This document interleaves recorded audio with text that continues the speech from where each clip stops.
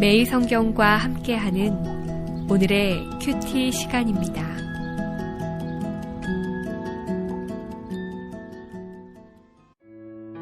(5월 11일) 오늘의 말씀은 사무엘상 7장 3절에서 17절입니다. 사무엘이 이스라엘 온 족속에게 말하여 이르되 만일 너희가 전심으로 여호와께 돌아오려거든 이방신들과 아스다롯을 너희 중에서 제거하고 너희 마음을 여호와께로 향하여 그만을 섬기라. 그리하면 너희를 블레셋 사람의 손에서 건져내시리라. 이에 이스라엘 자손이 바알들과 아스다롯을 제거하고 여호와만 섬기니라. 사무엘이 이르되 온 이스라엘은 미스바로 모이라. 내가 너희를 위하여 여호와께 기도하리라 하매 그들이 미스바에 모여 물을 길어 여호와 앞에 붓고 그날 종일 금식하고 거기에서 이르되 우리가 여호와께 범죄하였나이다 하니라. 사무엘이 미스바에서 이스라엘 자손을 다스리니라. 이스라엘 자손이 미스바에 모였다 함을 블레셋 사람들이 듣고 그들의 방백들이 이스라엘을 치러 올라온지라. 이스라엘 자손들이 듣고 블레셋 사람들을 두려워하여 이스라엘 자손이 사무엘에게 이르되 당신은 우리를 위하여 우리 하나님 여호와께 쉬지 말고 부르짖어 우리를 블레셋 사람들의 손에서 구원하시게 하소서 하니 사무엘이 젖먹는 어린 양 하나를 가져다가 온전한 번제를 여호와께 드리고 이스라엘을 위하여 여호와께 부르짖음에 여호와께서 응답하셨더라. 사무엘이 번제를 드릴 때에 블레셋 사람이 이스라엘과 싸우려고 가까이 오매 그날에 여호와께서 블레셋 사람에게 큰 우레를 발하여 그들을 어지럽게 하시니 그들이 이스라엘 앞에 패한지라. 이스라엘 사람들이 미스바에서 나가서 블레셋 사람들을 추격하여 뱃갈 아래에 이르기까지 쳤더라. 사무엘이 돌을 취하여 미스바와 센 사이에 세워 이르되 여호와께서 여기까지 우리를 도우셨다 하고 그 이름을 에베네셀이라 하니라.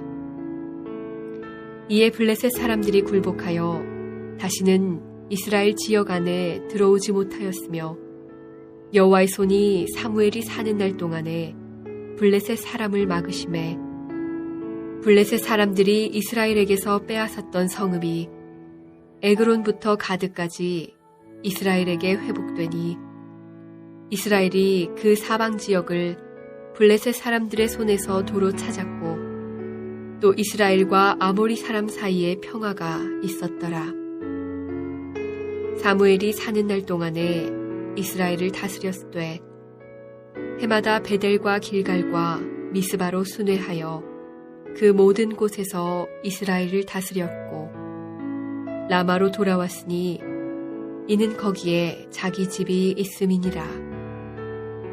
거기서도 이스라엘을 다스렸으며 또 거기에 여호와를 위하여 제단을 쌓았더라.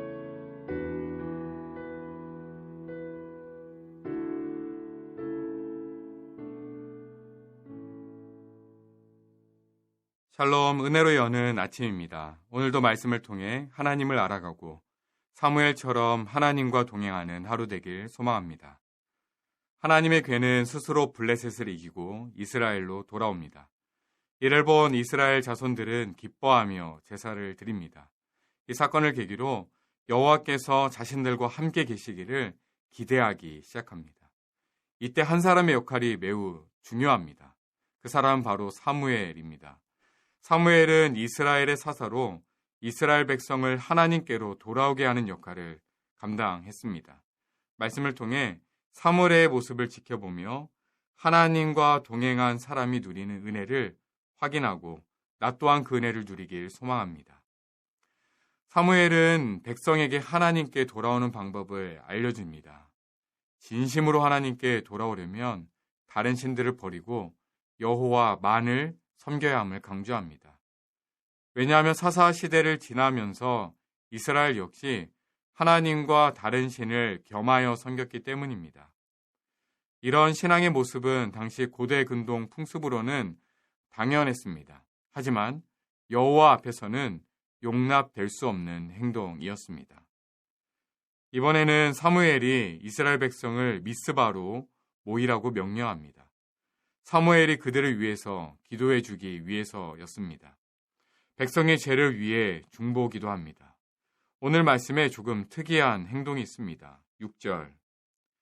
그들이 미스바에 모여 물을 길러 여호와 앞에 붓고 그날 종일 금식하고 거기에서 이르되 우리가 여호와께 범죄하였나이다 하니라. 백성들이 물을 길러와 여호와 앞에 붓는 것입니다. 그리고 그날 종일 금식하며 회개 기도를 하는 것입니다. 왜 물을 부을까요? 물은 우리에게 가장 소중한 것입니다. 필수품 중에 필수품입니다. 이렇게 가장 소중한 것마저 스스로 거절하며 금식하며 철저하게 회개하는 것입니다. 하나님이 없이는 살 수 없는 죄인임을 고백하는 것입니다. 이렇게 사무엘을 통해서 하나님을 떠난 이스라엘이 하나님께 돌아오게 되고 영적으로 혼돈에 빠진 이스라엘이 하나님의 백성으로 회복되기 시작합니다. 그런데 이때 블레셋 사람들이 쳐들어옵니다.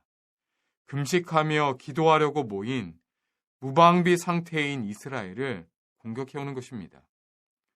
이스라엘 백성은 블레셋이라는 이야기만 들어도 공포에 떨었을 것입니다. 얼마 전 완패당한 블레셋과의 마지막 전쟁이 기억에 남아있었기 때문입니다. 그 전쟁에서 패한 이유를 기억하십니까?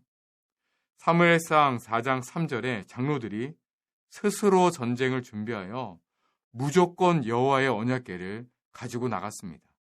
그것만 있으면 승리해야 할 줄 알았다가 완패를 당했던 것입니다. 하지만 회개한 이스라엘은 변화되었습니다. 블레셋이 쳐들어왔다는 소식에 사무엘에게 이렇게 요청합니다. 8절. 이스라엘 자손이 사무엘에게 이르되 당신은 우리를 위하여 우리 하나님 여호와께 쉬지 말고 부르짖어 우리를 블레셋 사람들의 손에서 구원하시게 하소서 하니. 사무엘 선생님, 당신은 여호와께 쉬지 말고 부르짖어 주십시오 라고 요청합니다. 이 요청의 한 단어가 눈에 띄는데요. 우리를 위하여 우리 하나님 여호와께입니다. 하나님을 향해서 우리 하나님이라고 이제는 매우 친밀하게 부르게 된 것입니다. 매우 위급하고 긴박한 상황에 스스로 무엇을 해결하기 위해 우왕좌왕하기보다는 우리 하나님께 기도하는 것입니다. 그리고 이 전쟁이 하나님의 전쟁임을 선포하는 것입니다. 그때 하나님께서 일하십니다. 이렇게 기도하는 순간 여호와의 개입으로 전세는 일순간 역전됩니다. 여호와께서 이스라엘 가까이에 온 블레셋 군대에 큰 천둥 소리를 나게 하시고 혼란에 빠뜨리십니다. 그리고 그들이 우왕좌왕 도망가기 시작할 때에 이스라엘 사람들은 도망가는 적들을 쫓아가며 소탕하는 기쁨을 맛봅니다. 얼마나 신나는 일인지 모릅니다. 이때 사무엘은 또다시 일합니다. 백성들로 이 일을 기억하게 하는 것입니다. 여호와께서 도우셨다는 것을 기념하기 위해 미스바와 센 사이에 큰 돌을 세웁니다. 그리고 에베네셀이라고 이름 짓습니다. 이 돌을 보면서 하나님이 함께 하심을 기억하고 하나님만 섬기게 하기 위해 이 돌을 세웠던 것입니다. 사무엘의 역할과 존재를 13절에서는 이렇게 정리합니다. 여호와의 손이 사무엘이 사는 날 동안에 블레셋 사람을 막으셨다. 14절에서는 그를 통해 회복과 평화가 이스라엘에 임했다라고 표현합니다. 사무엘과 같이 우리의 또 다른 이름이 있다면 회복과 평화일 것입니다. 하나님과 동행할 때에 내가 있는 곳에 참된 회복과 평화가 임하길 간절히 기대합니다. 기도하겠습니다. 하나님 아버지, 나를 통하여 오늘 이곳에 회복이 있길 소망합니다. 지금 이곳에 평화가 깃들길 간절히 소망합니다. 사무엘이 위대해서가 아니라 그가 의지했던, 그리고 그가 동행했던 하나님이 함께 계셨기에 그가 위대한 사람임을 고백합니다. 나도 사무엘처럼 하나님과 동행하길 소망합니다. 예수님 이름으로 기도합니다. 아멘.